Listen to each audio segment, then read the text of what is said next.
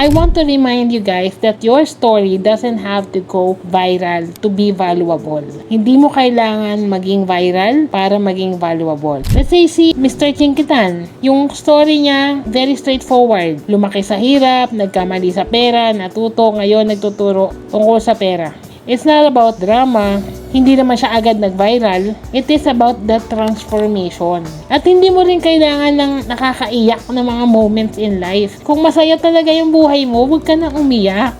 Hindi mo kailangan ng, para viral, para matindi, para may impact. No. You just have to be honest. Ang key dito is to look at your journey not as content, but as context. Yung context is, ito yung concept behind bakit nabuo yung isang bagay. If you think you don't have a story, maybe you just haven't told it in a way that connects yet. So you have to let your experiences lead the way, and that alone can make you magnetic. Come and fly away with me.